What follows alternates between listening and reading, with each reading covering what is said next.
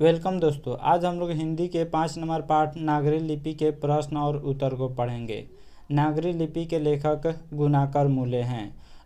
लघु उत्तरीय प्रश्न पढ़ेंगे जिसका उत्तर 20 से 30 शब्दों में देना होता है। प्रत्येक प्रश्न 2 अंक का होता है। 2 अंक स्तरीय प्रश्न पढ़ेंगे।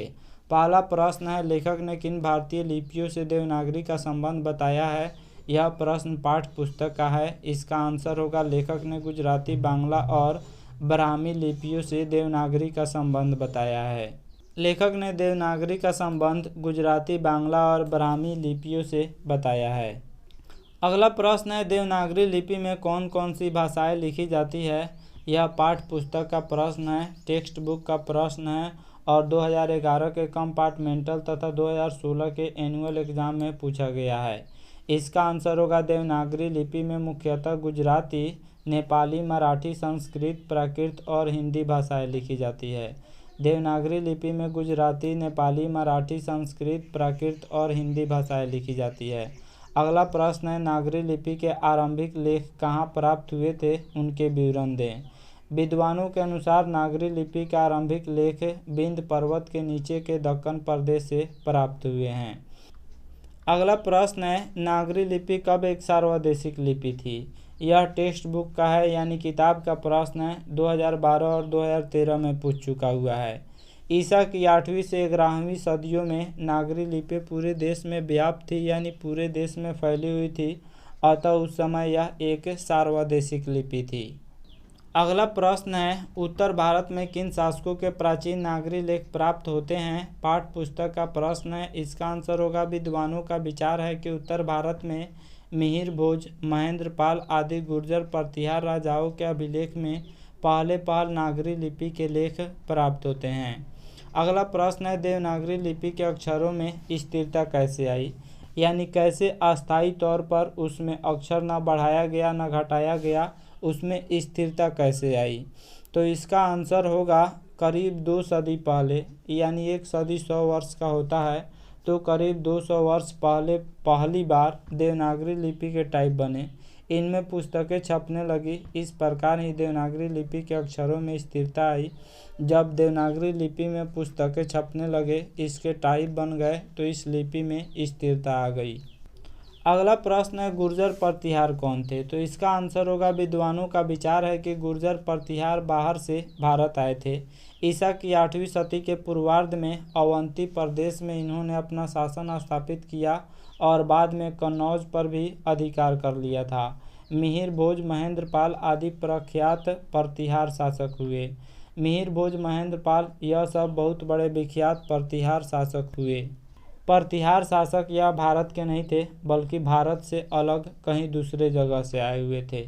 अगला प्रश्न है, ब्राह्मी और सिद्धम लिपि की तुलना में नागरी लिपि की मुख्य पहचान क्या है।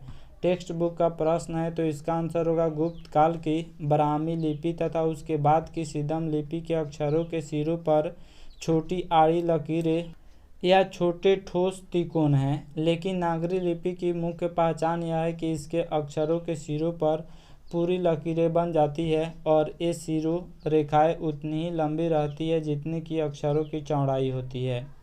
देखिए, नागरी लिपि की पहचान यह है कि अक्षर जितना बड़ा होगा उसके ऊपर उतना ही बड़ा लाइन होगी।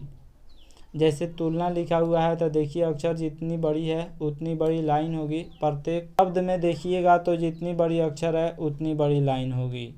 स्क्रीन पर जो कुछ भी हम पढ़ रहे हैं यह सब नागरी लिपि में लिखा गया है। नागरी लिपि को ही देवनागरी लिपि कहा जाता है। अगला प्रश्न है, नागरी को देवनागरी क्यों कहते हैं। लेखक किस संबंध में क्या बताता है। यह टेक्स्ट बुक का प्रश्न है। 2013 और 2015 में पूछ चुका हुआ है। नागरी नाम की उत्पत्ति तथा इसके अर्थ के बारे में विद्वानों में बड़ा मतभेद है। एक मत के अनुसार गुजरात के नागर ब्राह्मणों ने पहल नागरी लिपि का इस्तेमाल किया, इसलिए इसका नाम नागरी पड़ा। एक दूसरे मत के अनुसार बाकी नगर सिर्फ नगर हैं, परंतु काशी देवनागरी है, इसलिए काशी में प्रयुक्त लिपि का नाम देवनागरी पड़ा। देखिए, नागरी नाम जो है इसकी उत्पत्ति कैसे हुई। तो ऐसा माना जाता है कि गुजरात के नागर ब्राह्मणों ने सबसे पहले एक लिपि का इस्तेमाल किया और उन्हीं के नाम पर इस लिपि का नाम नागरी लिपि रख दिया गया। लेकिन एक दूसरा मत यह भी है, वर्तमान बनारस का प्राचीन नाम काशी था। तो काशी को पहले देवनगर कहा जाता था और नागरी लिपि की उत्पत्ति ऐसा माना जाता है कि देवनगर से हुआ, इसलिए देवनगर से जो लिपि का उत्पत्ति हुई, इसलिए नागरी लिपि को देवनागरी लिपि कहा गया। अगला प्रश्न है, नागरी लिपि के साथ साथ किसका जन्म होता है? इस संबंध में लेखक क्या जानकारी देता है? तो इसका आंसर होगा, नागरी लिपि के साथ साथ अनेक प्रादेशिक भाषाओं ने भी जन्म लिया। नागरी लिपि के साथ साथ बहुत सारे प्रादेशिक भाषाओं ने भी जन्म लिया।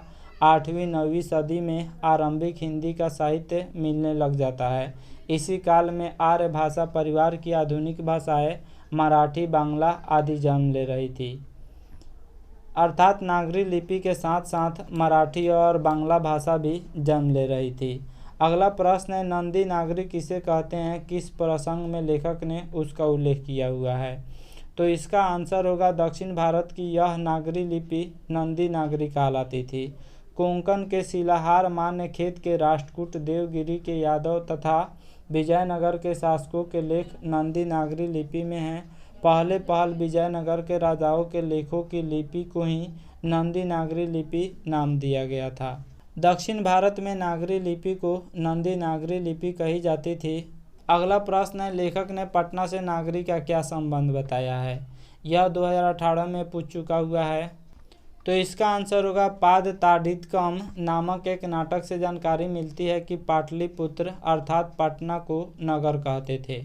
पटना को प्राचीन जमाने में नगर कहते थे। यह संभव नहीं कि यह बड़ा नगर प्राचीन गुप्तों की राजधानी पटना के देवनगर चंद्रगुप्त विक्रमादित्य का व्यक्तिगत नाम देव पर आधारित था।